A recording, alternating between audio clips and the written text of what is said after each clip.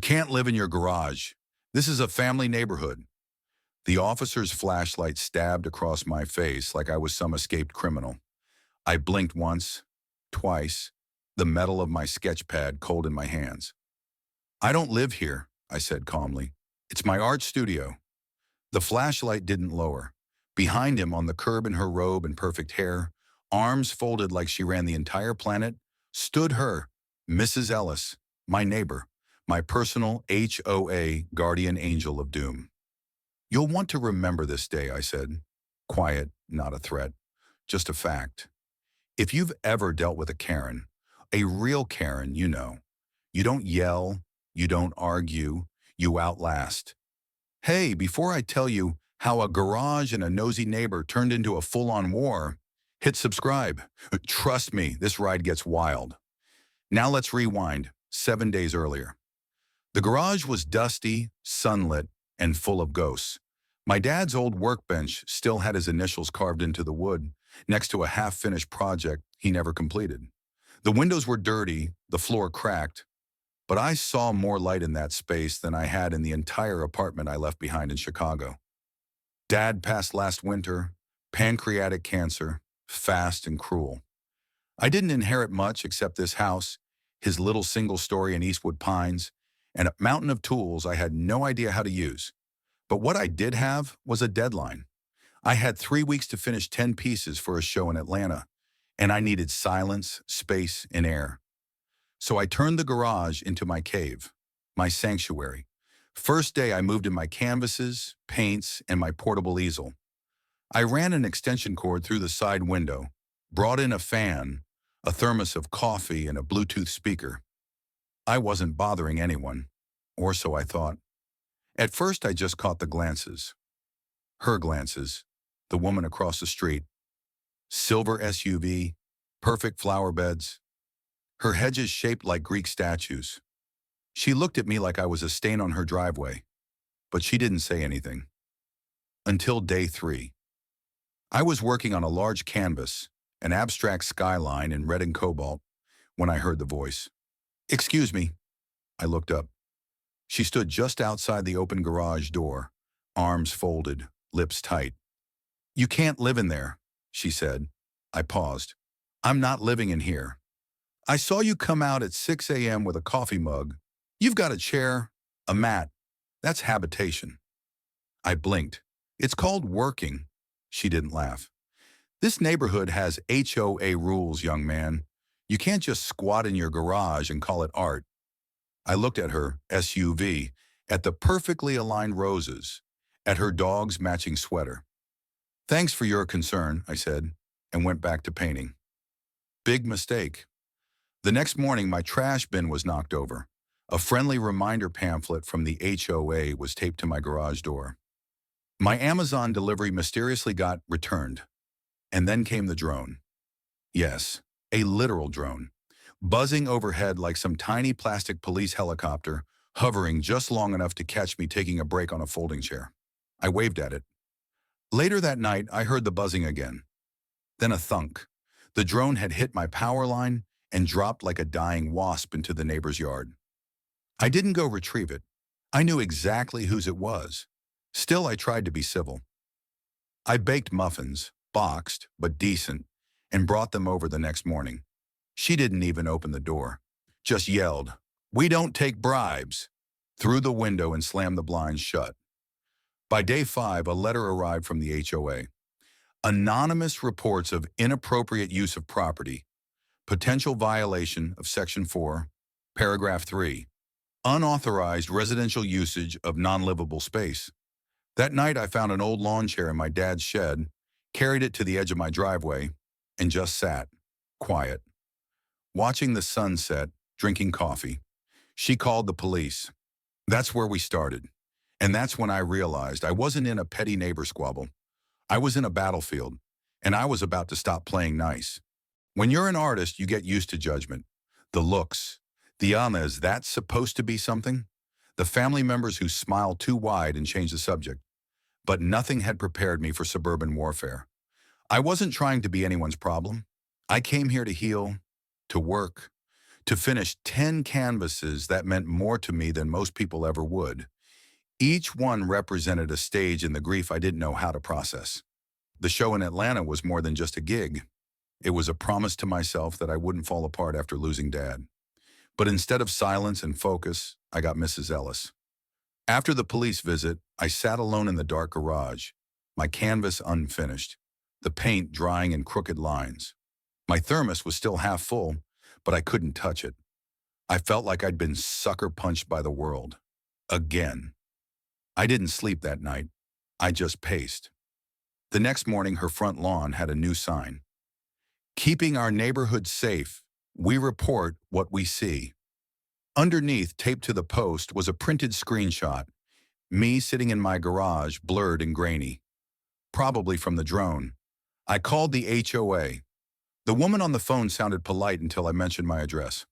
"Oh, yes, that's Mrs. Ellis's street." Like that explained everything. I asked calmly if there was anything in the HOA regulations that prohibited me from using my garage as a workspace. Well, technically no, as long as it's not being used as a bedroom and there's no permanent plumbing or kitchen fixtures. But complaints do factor into our review process. Translation: if enough people complain, they can make life miserable even without cause. And complaints were coming in. Fast. Noise. I use headphones. Odors. It's acrylic. Smells like nothing. Suspicious behavior. Whatever that means. I started getting looks from other neighbors. Not all, but enough to notice. One woman whispered to her husband and pulled her daughter away when I walked past. Another man turned his back mid-wave. But not everyone joined the Ellis crusade. A kid from 2 houses down, Omar, maybe 12, wandered into the garage one afternoon, eyes wide. "You paint that?" "Yeah." "That's sick," he grinned. "Looks like a city, but also like anger?" I laughed for the first time in days. Exactly. He came by the next afternoon too. Just stood and watched. Said his school didn't have art class anymore. We didn't talk much. He just liked being there. But when Mrs. Ellis saw him leaving, she called his parents. Told them a man was luring children into his garage. That night his dad knocked on my door. He was tense, jaw clenched. I braced for impact. Instead he apologized. "She's nuts," he said. "Don't let her shake you. Omar likes you." I nodded, throat tight. But it didn't stop her. She left a letter on my windshield, typed, folded, anonymous. But the perfume gave her away. "If you won't respect the peace of this neighborhood, we will take further action. You don't belong here. You don't belong here." That's what did it. That night I pulled out my dad's old lockbox. Inside, tax papers, a pocket knife, some old photos, and a yellowed copy of the HOA agreement. I read the whole damn thing. Twice. And then I got to work. I bought a Nest Cam, put it above the garage, then a second hidden, pointed at her side of the street. Just in case. I documented everything, photos, dates, times, every violation she accused me of, countered, time-stamped, disproven. Then quietly I started researching her. Zillow, county records, open violations. She'd filed a permit 5 years ago for a garden expansion. No inspection follow-up. When I walked by her fence that weekend, I looked closer. Behind the hedges, barely visible, a small shed. Not in the original plans. New wiring. I snapped a photo. I wasn't sure yet what I'd do with it, but something told me Karen wasn't so squeaky clean. She declared war on me. I just stopped pretending I wasn't fighting back. Monday morning came with a letter duct taped to my front door. This time it wasn't from her, it was official. Homeowners Association, notice of violation. Printed in bold with my name spelled incorrectly was a list of community concerns. Misuse of property, suspicion of unpermitted habitation, disturbance of the peace, threat of fine, $500 per week of continued noncompliance. And beneath it, her signature, Patricia Ellis, HOA Committee Chair. So that's how she did it. She didn't just report me, she was the HOA. I sat on my porch for a full hour, the paper trembling in my hands. Not from fear, from clarity. This wasn't about rules. It never was. This was about control, about power. I went inside, turned on my laptop, and scheduled a consultation with a local property lawyer. The guy was about my age, wore glasses with a chip on the lens, and spoke like he hated bureaucracy more than I did. After I explained the whole situation, he leaned back and whistled. "You've got one of those," he said. "Classic HOA tyrant wrapped in community spirit. Can I fight this?"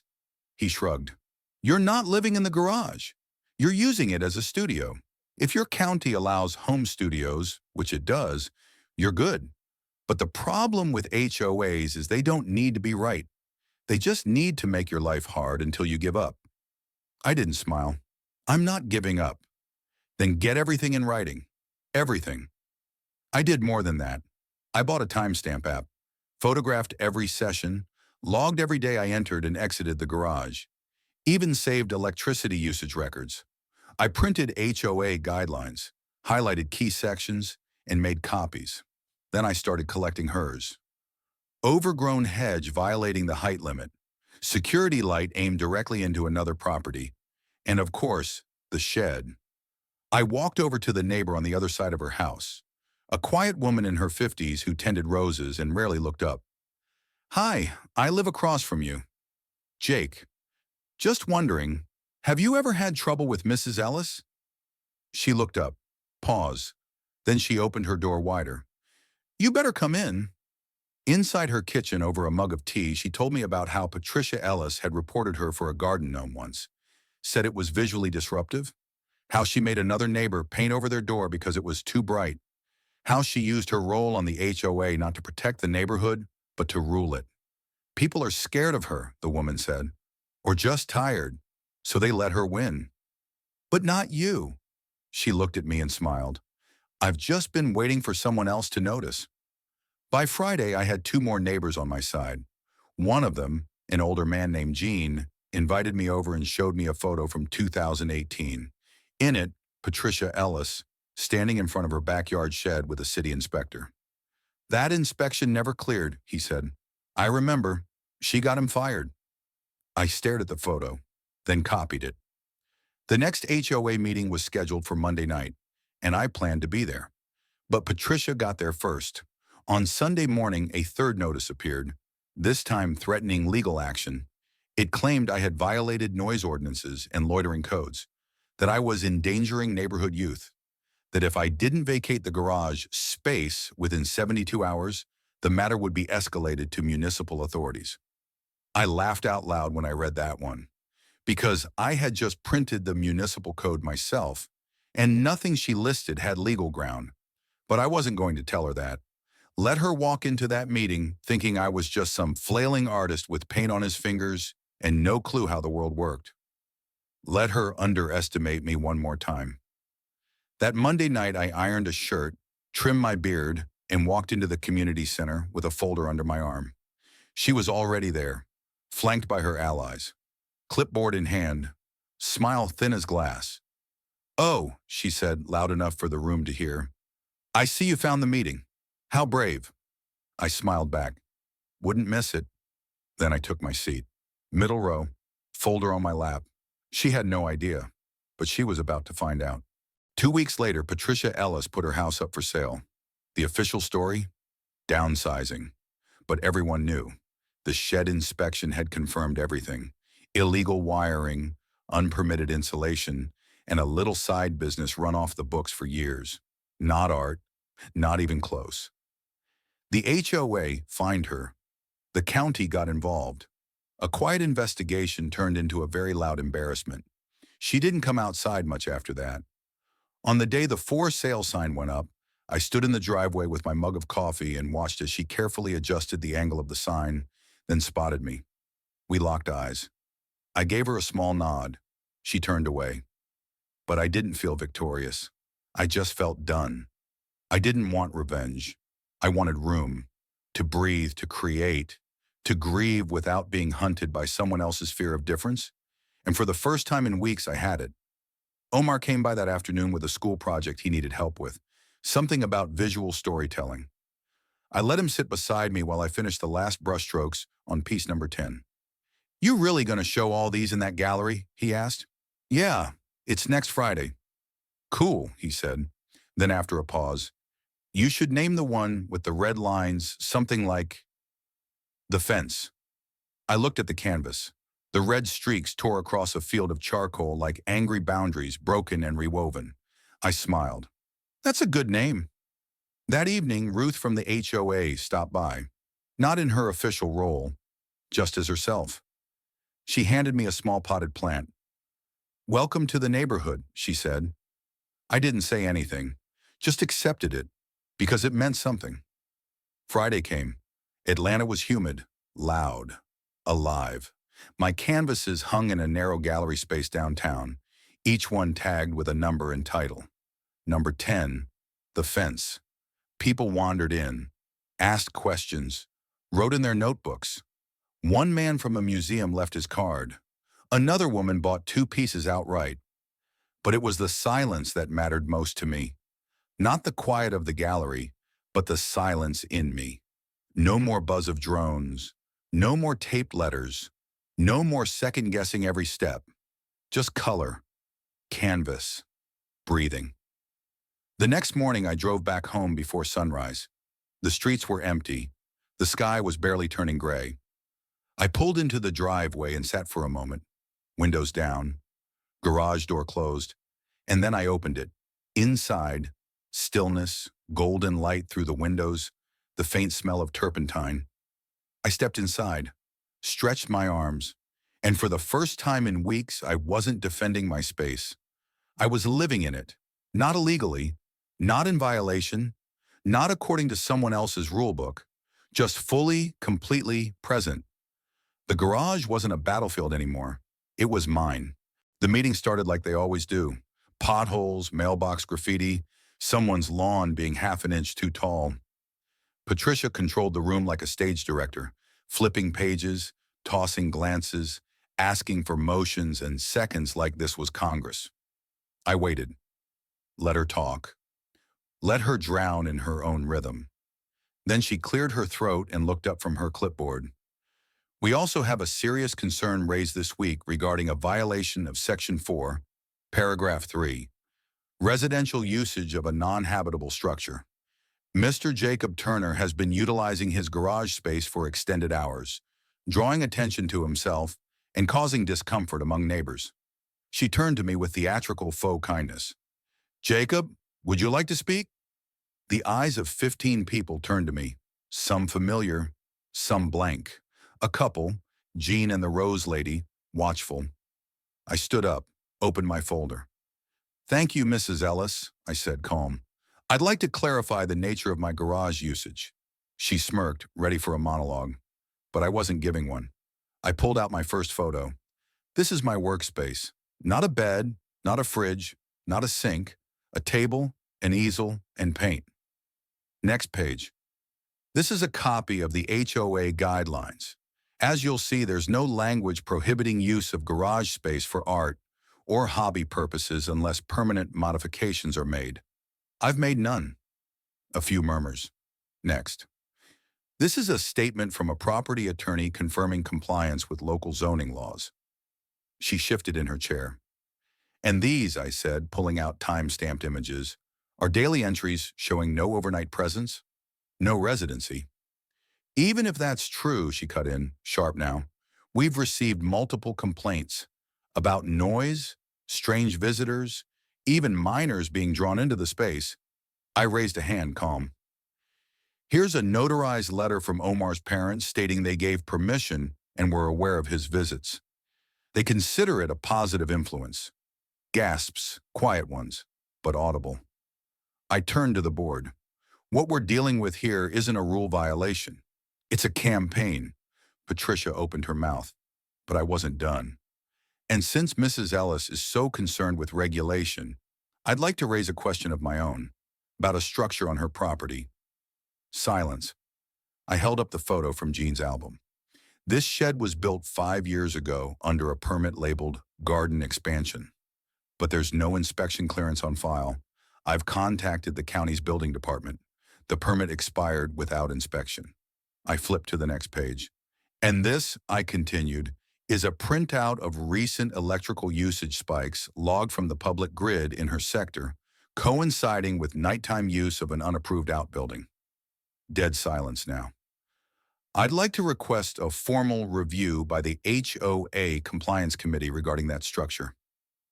The board chair, a soft-spoken woman named Ruth, cleared her throat. I wasn't aware of any pending inspection issues on Patricia's property. I nodded.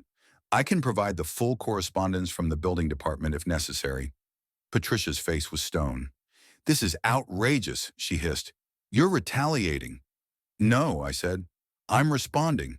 You weaponized this board against me, twisted guidelines into threats, and dragged my name through the mud. I'm just shining a light back.